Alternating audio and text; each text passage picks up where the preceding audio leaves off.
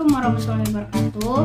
Perkenalkan, saya Adeka Oktavianda, NPM A1C021051 dari Prodi Pendidikan Matematika.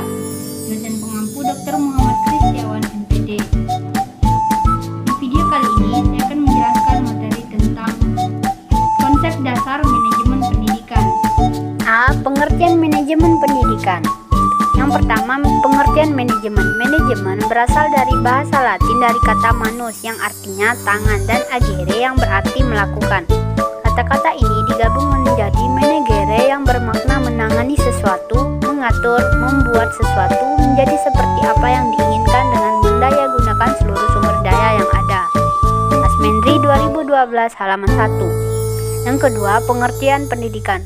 Dalam Undang-Undang Sistem Pendidikan Nasional Nomor 20 Tahun 2003 Pasal 1 dan 3, pendidikan adalah usaha sadar dan terencana untuk mewujudkan suasana belajar dan proses pembelajaran agar peserta didik secara aktif mengembangkan potensi dirinya untuk memiliki kekuatan spiritual keagamaan, pengendalian diri, kepribadian, kecerdasan dan akhlak mulia, serta keterampilan yang diperlukan dirinya, masyarakat, bangsa dan negara.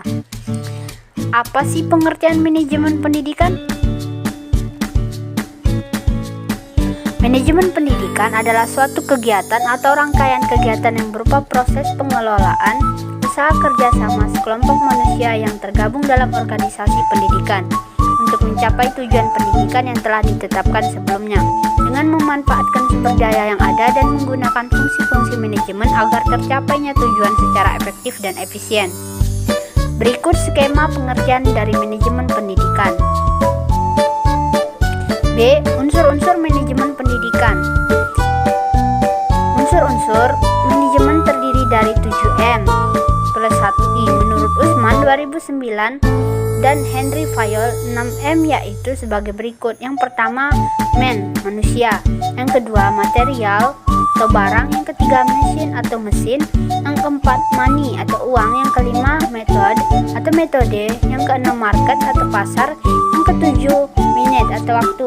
Untuk lebih jelasnya, video ini dapat di-post dan Anda membacanya sendiri.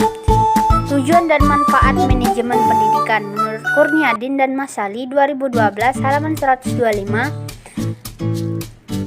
antara lain: A. Terwujudnya suasana belajar dan proses pembelajaran yang aktif, inovatif, kreatif, efektif, dan menyenangkan. B. Terciptanya peserta didik yang aktif, mengembangkan potensi dirinya untuk memiliki kekuatan spiritual keagamaan, pengendalian diri, kepribadian, kecerdasan, akhlak mulia, serta keterampilan yang diperlukan dirinya, masyarakat, bangsa, dan negara. C. Terpenuhinya salah satu dari 4 kompetensi tenaga pendidik dan kependidikan. D. Tercapainya tujuan pendidikan secara efektif dan efisien. E. Terbekalinya tenaga kependidikan dengan teori tentang proses dan tugas administrasi pendidikan. F. Teratasinya masalah mutu pendidikan. Bagaimana pembagian manajemen? Yang pertama ada manajemen puncak, top manajemen, disebut juga dengan manajemen institusional, eksekutif atau key eksekutif. Yang kedua manajemen menengah, middle management, disebut juga dengan manajemen administratif. Yang ketiga manajemen pelaksana, operating management, disebut juga dengan manajemen penyedia atau supervisory management. Apa saja komposisi dalam keterampilan manajemen? Yang pertama ada keterampilan teknik. Technical skill merupakan kemampuan untuk menggunakan alat-alat prosedur teknik suatu bidang khusus. Yang kedua keterampilan manusiawi. Human skill merupakan kemampuan untuk bekerja dengan orang lain, memahami orang lain, dan mendorong orang lain baik sebagai perorangan maupun kelompok.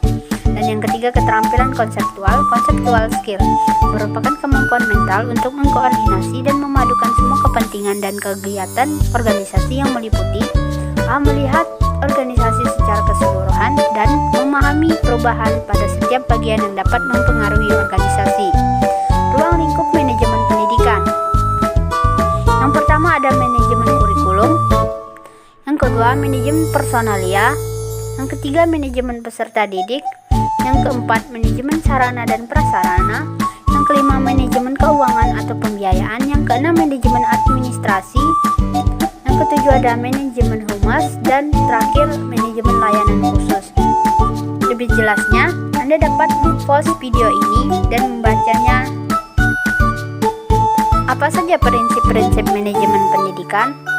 Douglas 1963 halaman 13-17 merumuskan prinsip-prinsip manajemen pendidikan sebagai berikut.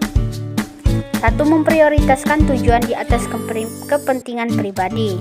Kepentingan mekanisme kerja.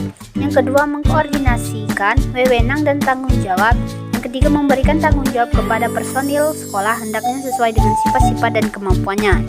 Yang keempat, mengenal secara baik faktor-faktor psikologis manusia. Dan yang kelima, relativitas nilai-nilai. Prinsip-prinsip tersebut memiliki esensi bahwa manajemen dalam ilmu dan praktiknya harus memperhatikan tujuan, orang-orang, tugas-tugas dan nilai-nilai. Tujuan dirumuskan dengan tepat sesuai dengan arah organisasi, tuntutan zaman, dan nilai-nilai yang berlaku. Tujuan suatu organisasi dapat dijabarkan dalam bentuk visi, misi, dan sasaran-sasarannya. Itulah materi yang dapat saya sampaikan. Wassalamualaikum warahmatullahi wabarakatuh.